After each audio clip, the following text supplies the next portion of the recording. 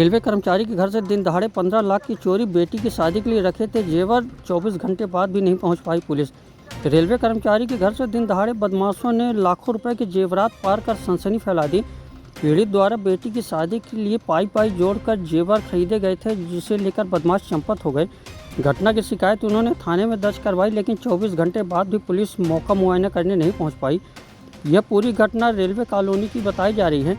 Railway में watchman के रूप में पदस्थ रमेश कुमार मिश्रा शुक्रवार को मोहल्ले में स्थापित दुर्गा पंडाल में आयोजित भंडारे में शामिल होने के लिए गए थे।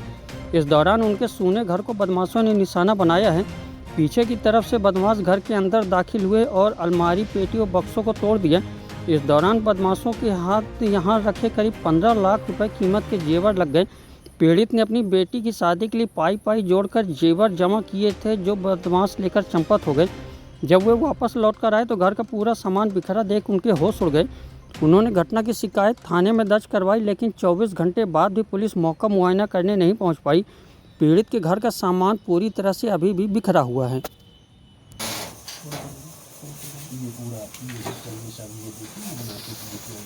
अंदर वाला भी तोड़ा गया, इसको उसमें दाद मुड़ गई है, सब मतलब कस्टमरी लगा के और उसको किए हैं। यहाँ पर एक चद्दर का बोरी पड़ा था, जिससे वो मतलब उसको खोले हैं थोड़े।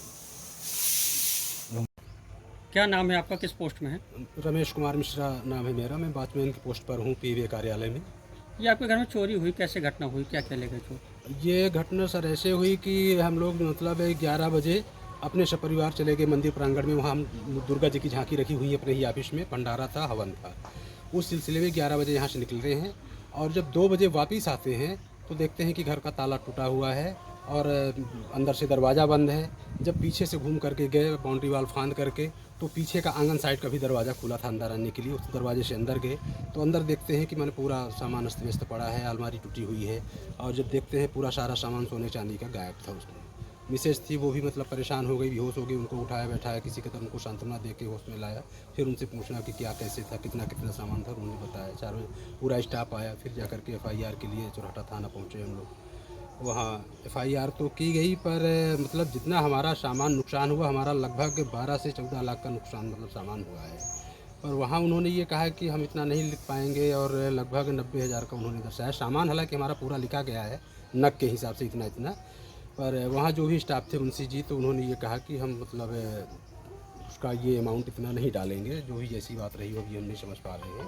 पर एक तरह से ये डकैती मतलब साबित होती है कि मतलब ये डकैती हुई हमारे घर में और बहुत बड़ा नुकसान हुआ। बताइए, बच्ची की शादी करनी है, बच्ची बाहर पढ़ाते थे, वो भी आई हुई है, उसके लिए हमने सारी व्यवस्था करके रखी थी।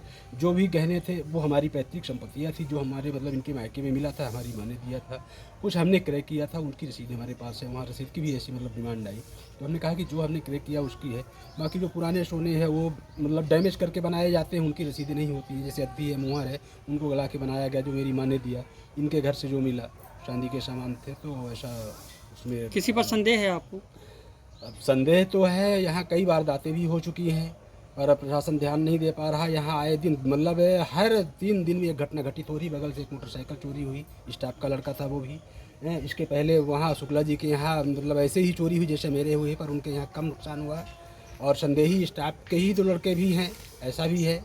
पर अब उनके मतलब असामाजिक तत्वों से मिले हैं, तो आदमी कहने सुनने से थोड़ा वो भी पतराता है। प्रशासन को इस बात का अंदाज़ा है, अपराधी छुपे हुए हैं, घर के अंदर हैं, घूम रहे हैं। पर प्रशासन अगर कड़ी कार्यवाही करके और उनको मतलब नज़रअंदाज ना करे तो सभी कुछ मतलब बरामद हो सकता है और मेरा सामान भी मिल जाएगा मुझे पूरा। पुलिस आई थी घटना? नहीं, अभी कोई नहीं आए हैं पुलिस। कल हम जब रिपोर्ट दिखाने गए स्टाफ के साथ में, तो FIR हमारी हुई और ये कहा गया कि अभी हम किसी न किसी स्टाफ को भेजते हैं, पर अभी तक मतलब कोई स्टाफ ना कल आया ना आज आया। सामान भी अब देख ही लिए हैं, सब बिखरा पड़ा है। हम लोग ज़मीन में सोए, उन्होंने ये कहा कि वहाँ कुछ वो नहीं करना है, इसलिए सब लोग यहाँ बाहर बरामदे में सोए रहे कि डिस्टर्ब ना हो किसी प्रकार का। और अभी तक तो कोई नहीं आया और हम उम्मीद करते हैं और गुहार लगाते हैं आप सबके माध्यम से प्रशासन से कि मेरी मदद करें और जो भी सहयोग है अपराधियों को पकड़े। हमारे साथ तो हुआ है, औरों के साथ भी हो रहा है, उनका भी नुकसान है। बाल बच्चे सब उनके रोड पर आ रहे हैं और कई असामाजिक तत्व यहाँ बढ़ चुके हैं, सबको नुकसान हो रहा है इससे। हम निवेदन करते हैं आपके माध्यम से माननीय एसपी साहब से, माननीय डीआईजी साहब से और प्रशासनिक अपने मुख्यमंत्री महोदय से भी आग्रह करते हैं कि अगर वहाँ तक हमारी बात पहुँच जा रही है तो इस सिलसिले में मतलब कार्यवाही की जाए और इन अपराधियों को तत्काल पकड़ा जाए और सबको निजात दिलाई जाए। ये मतलब इस क्षेत्र में बहुत बड़ा अपराध बढ़ चुका है और काफ़ी लोग त्रस्त हैं, यहाँ तक कि जो लोग कर रहे हैं उनके घर वाले भी त्रस्त हैं। उन्होंने भी ऐसी बातें कही कि पर वो भी हाथ मतलब बोलते नज़र आ रहे हैं। ठीक जी।